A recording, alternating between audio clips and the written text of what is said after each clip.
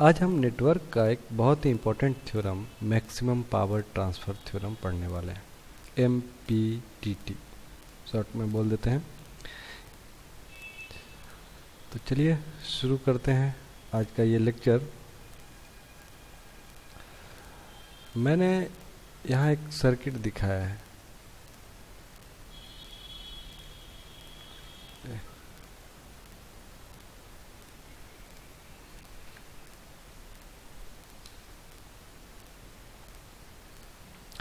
इस सर्किट को ज़रा ध्यान से देखिए और आप ऑब्ज़र्व करेंगे कि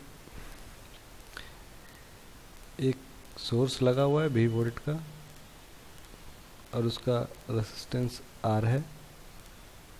एक लोड लगा हुआ है जो कि RL है और इसमें I करंट बह रहा है।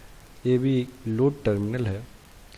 और मैक्सिमम पावर ट्रांसफ़र थ्योरम में मेरा टारगेट ये है कि इस लोड में, ये वेरिएबल लोड है, तो इस लोड में किस इंस्टेंट पे मैं जो पावर ट्रांसफ़र होगा सोर्स से वो मैक्सिमम हो जाए। इन दो टर्मिनलों के बीच पावर ट्रांसफ़र हो रहा है P, और ये P इक्वल टू क्या हो जाएगा, I² RL। जब आप I कैलकुलेट करना चाहेंगे तो हो जाएगा V divided by R plus RL² into RL। तो मैं इस P की बात कर रहा हूँ कि RL चूंकि वेरिएबल है, तो किस इंस्टेंट पे, मतलब RL के किस वैल्यू के लिए, RL 1 ओम 2 ओम 4 ओम 10 ओम, किस वैल्यू के लिए इस P का वैल्यू मैक्सिमम होने वाला है। यही मैक्सिमम पावर ट्रांसफ़र थ्योरम है। तो इस एक्सप्रेशन को देखने के बाद आपके यहाँ बात ये क्लियर है कि ये RL वेरिएबल है और R और V कांस्टेंट है। आपको पता है ना। तो इसलिए आप जब P मैक्स की बात करेंगे तो P मैक्स निकालने के लिए हमें dP/dRL इज इक्वल टू 0 करना होगा। Partial derivative of power with respect to load resistance which is variable is equal to 0। तो इस एक्सप्रेशन को जब आप करेंगे तो आपके पास आएगा, मैं पूरी तरह नहीं कर रहा हूँ, बहुत ही सिंपल है, आप इत्मीनान से बैठ के करेंगे तो आपको ये कंडीशन मिल जाएगा। कंडीशन क्या है, ये लोड रेजिस्टेंस वैरी करते करते जब इस सोर्स रेजिस्टेंस के बराबर हो जाए तब जो पावर डिलीवर होगा ये P, ये मैक्सिमम होगा। और इस मैक्सिमम पावर डिलीवर का वैल्यू कितना आएगा, और मैं दूसरे कलर से लिख दूं, ये P मैक्स क्या हो जाएगा, V² divided by 4 into RL, या आप ये भी कह सकते हैं V² divided by 4 into R। ये मैंने बस यहाँ रख दिया, यहाँ R equal to RL put कर दिया और मेरे पास ये आ गया। ठीक है। एक बात नोट करने वाली है कि इस एक्सप्रेशन में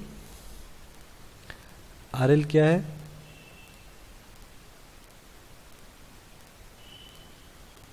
ए वेरिएबल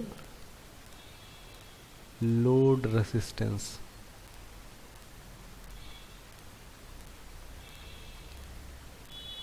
और R क्या है, इसको इंटरनल रेजिस्टेंस बोलिए।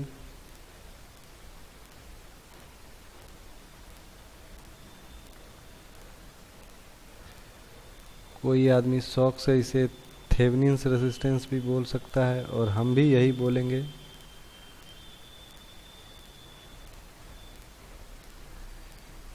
ऊपर वाले फिगर में मैंने आसानी के लिए एक रेजिस्टेंस दिखाया था। कोई सर्किट सिर्फ वोल्टेज और एक करंट रेसिस्टेंस को लेके नहीं होता है, बहुत सारा वोल्टेज सोर्स, करंट सोर्स और रेसिस्टेंस मिला के होता है, इसीलिए थेवेनिन्स रेसिस्टेंस बोलना ज़्यादा अच्छा लगेगा। या कोई आदमी इसे सोर्स रेसिस्टेंस भी बोल सकता है, ठीक है। हम लोग इसे RTH बोला करेंगे, आप कुछ भी बोल सकते हैं, हम अपने डिस्कशन में RTH इसे मानेंगे, बोलेंगे। और V क्या है? V is similarly Thevenin's voltage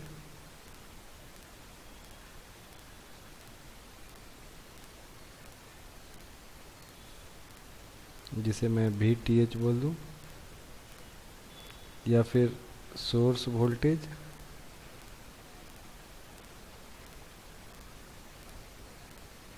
या फिर इंटरनल वोल्टेज, कुछ भी आप बोल सकते हैं, सही है।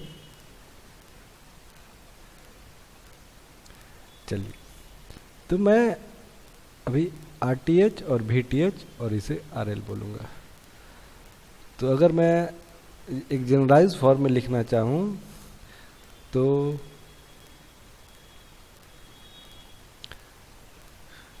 कंडीशन फॉर मैक्सिमम पावर क्या होगा?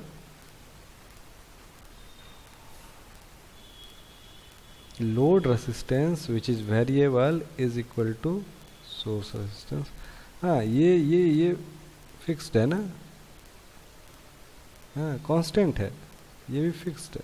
किसी गिवन सर्किट के लिए ये दोनों पैरामीटर फिक्स है ना। मैंने इसीलिए यहाँ पार्शियल डेरिवेटिव किया, और जो वेरिएबल क्या है? लोड है, इसीलिए लोड को वेरिएबल रखा है, ध्यान देना, ठीक है। और पी मैक्स का वैल्यू क्या आएगा?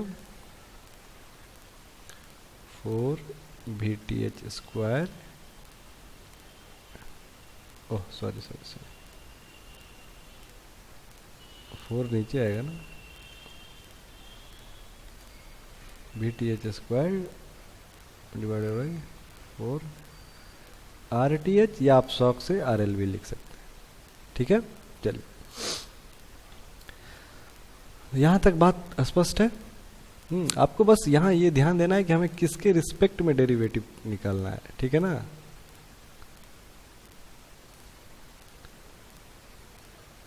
RL is variable load resistance, इसीलिए मैंने RL के रिस्पेक्ट में पार्शियल डेरिवेटिव निकाला है और उसे 0 किया है। अगर आप प्लॉट करने का कोशिश करेंगे, मैं यहाँ एक ग्राफ आपको दिखाना चाह रहा हूँ। अगर आप पावर का जो एक्सप्रेशन हमने निकाला था, P equal to I² RL which is equal to VTH² RTH plus RL² into RL। अगर RL के रिस्पेक्ट में आप P का ग्राफ खींचेंगे तो कुछ इस तरह होगा। और हमने जो मैक्सिमम पावर ट्रांसफर थ्योरम से अभी देखा कि ये पॉइंट P मैक्स है, जहाँ इस एक्सिस मतलब P का वैल्यू जो होगा VTH² डिवाइडेड बाई 4 RTH होगा, और ये पॉइंट जो होगा यहाँ RL का वैल्यू कितना होगा? RTH होगा। बात समझ में आया? चलिए, मतलब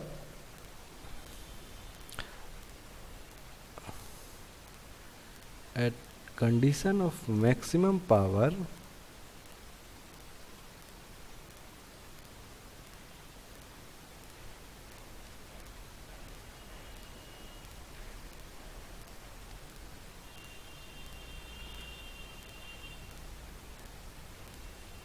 it is VTH, it is RTH,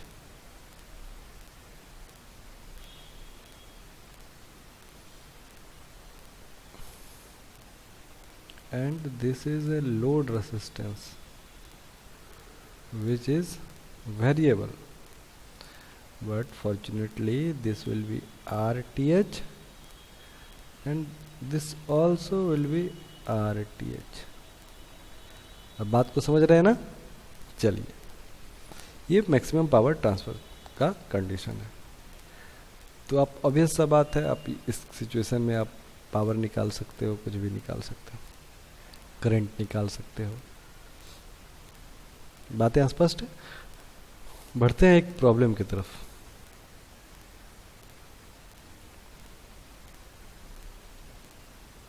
ये एक प्रॉब्लम है। इस प्रॉब्लम में आपको आरएल निकालना है ताकि मैक्सिमम पावर ट्रांसफर हो। आपको आरएल निकालना है ताकि मैक्सिमम पावर ट्रांसफर हो और मैक्सिमम पावर का वैल्यू भी निकालना है। सिंपल सा बात है। आरएल क्या होना चाहिए? देखिए, मैंने थेवेनिन्स क्यों बोला था अभी आपको, इतने बड़े सर्किट के लिए, इस पूरे सर्किट के लिए आप थेवेनिन्स रेजिस्टेंस बोलेंगे तो अच्छी बात है ना?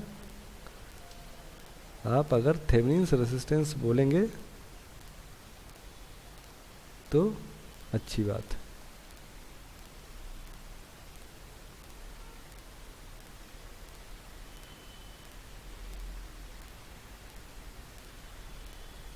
This is RL, this is RTH, and this point is A and this is B. तो हमें इस पूरे सर्किट के लिए ए बी पॉइंट को ओपन करके आपको RTH निकालना है। चलिए, तो मैं यहाँ निकाल रहा हूँ। सर्किट ये आएगा और इस सर्किट के क्रॉस इधर से आप देखिए RTH निकालिए। वही वैल्यू जो होगा, अगर उतना ओम का लोड रहे तो मैक्सिमम पावर ट्रांसफ़र होगा। तो इसके लिए क्या करना है, वोल्टेज सोर्स को शॉर्ट सर्किट कर देना है और करंट सोर्स को ओपन सर्किट कर देना है।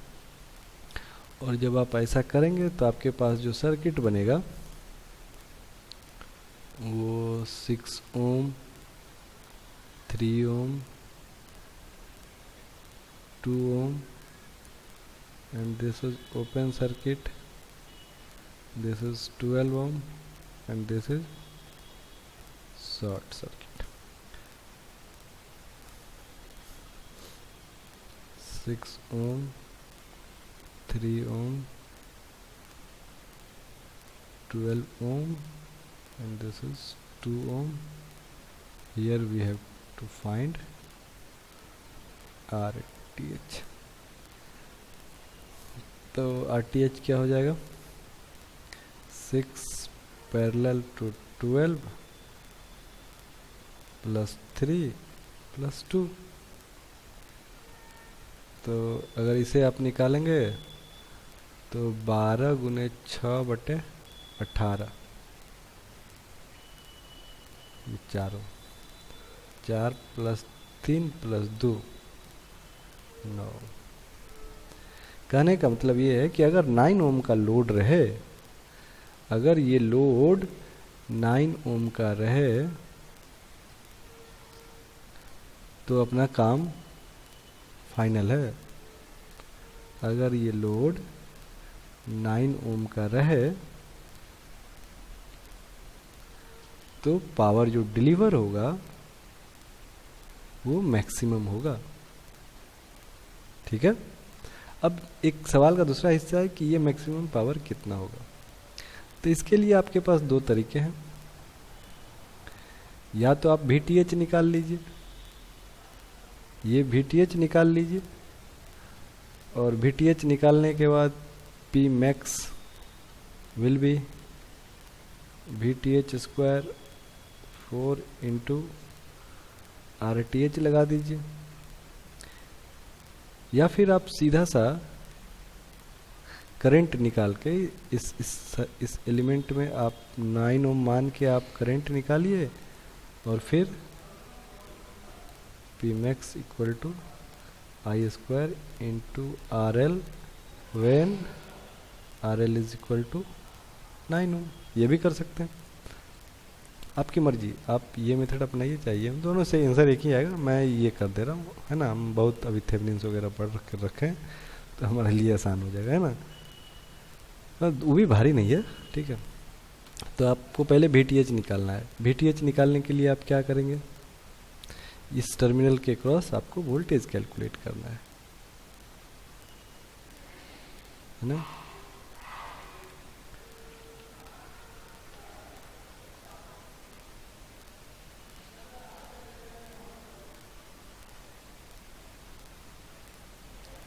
तो इस टर्मिनल के क्रॉस वोल्टेज निकालने के लिए मैं मान ले रहा हूँ दिस इज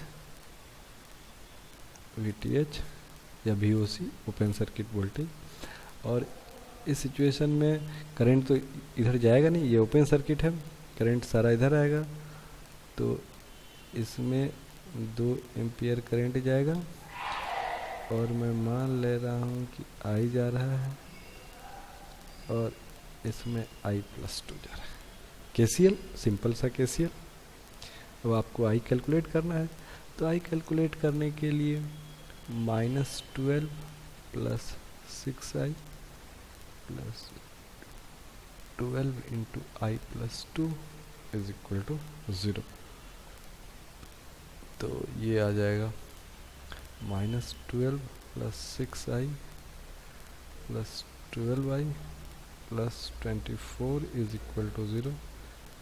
ये 18I = -12, I = -12/18, 6 दूनी के बाद, ठीक है, -2/3 आ गया। I निकल गया, और जब आपने I कैलकुलेट कर लिया है तो VTH निकल जाएगा। VTH कैसे निकलेगा, एक सिंपल सा बात है, -12 + 6I -2 × 3 + VTH = 0। यहाँ से आप VTH निकाल लीजिए I इतना रख के। तो ये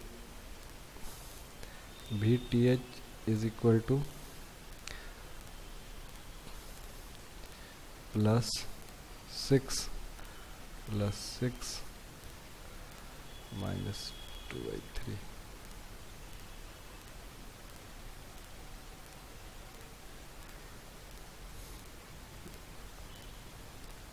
-18 - 4 14। सही लिखा मैंने? अगर सही नहीं भी लिखा तो आप सही कैलकुलेट कर लेंगे, वैसे मैंने सही लिखा है। +6I -2 × 3 + VTH = 0। VTH = -4 14 वोल्ट, ठीक है। तो जब आपने ये निकाल दिया तो Pmax विल बी